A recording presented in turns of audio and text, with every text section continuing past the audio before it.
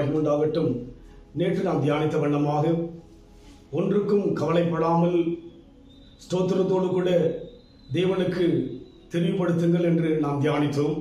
இந்த வேளையிலும் கூட 1 பேதுரு புத்தகம் 5ஆம் அதிகாரம் 7ஆம் வசனம், அவர் உங்களை விசாரிக்கிறவரானபடியினால் உங்கள் கவலைகளெல்லாம் அவர் மேல் வைத்து விடுங்கள் என்று சொல்லி பார்க்கிறோம். ஆம், ஒன்றுக்கும் கவலைப்படாமல் நம்முடைய கவலைகளை அவர் மேல் வைத்து விடும்படியாக தேவன் விரும்புகிறவராய் இருக்கிறார். கர்த்தர் மேல் உன் பாரத்தை வைத்துவிடு என்று சொல்லி நாம் பார்க்கிற வண்ணமாக மெய்யாகவே நம் பாடுகளை அவர் ஏற்றுக்கொண்டபடியினாலே நம்முடைய கவலைகளை அவர் மேல் வைத்து விடும்படியாக தேவனே விருப்பமுள்ளவராக நம்மை அழைக்கின்றவராய் இருக்கிறார்.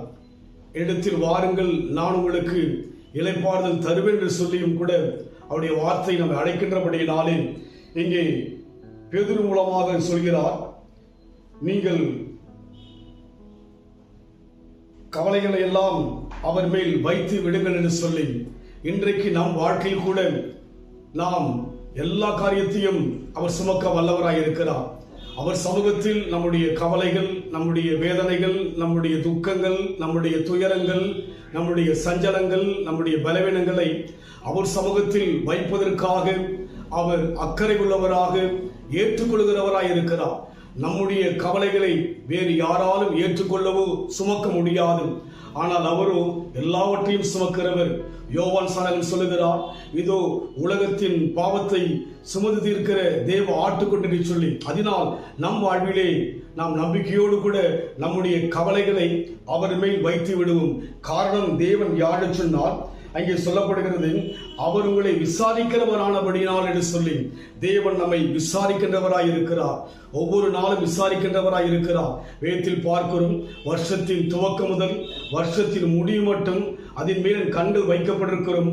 காரணம், அவர் நம்மை விசாரிக்கின்ற தேவனாய் இருக்கிறார். அதனால் இன்றைக்கு நம்மை யாரும் விசாரிக்காவிட்டாலும், யாரும் நம்மை நலன் விசாரிக்காவிட்டாலும், நம்முடைய காரியங்களை புரிந்து கொள்ளாவிட்டாலும் தேவன் புரிந்தவராக அறிந்தவராக இருக்கிறபடினாலே கவலைகளை அவரிடத்திலே கொடுத்து விடுவோம்.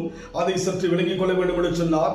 அவர் உங்களை கவனிப்பதினால் உங்கள் கவலைகளை அவரிடத்திலே விட்டுவிடுங்கள் என்று சொல்லி பார்க்கிறோம். அதனால் எதற்காக நான் கவலையை சுமந்து கொண்டு நம் வாழ்க்கையிலே துயரம் அடைய வேண்டும்?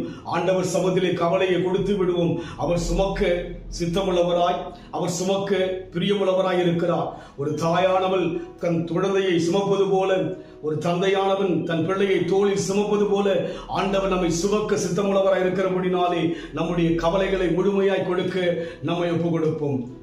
உம்மை நோக்கி கூப்பிட இந்த துன்ப நேரத்திலும் என்னை நோக்கி கூப்பிடு இந்த துன்ப நேரத்திலும் கருத்தாய் விசாரித்து என்றும் கனிவோடு என்னை நோக்கிடுமே.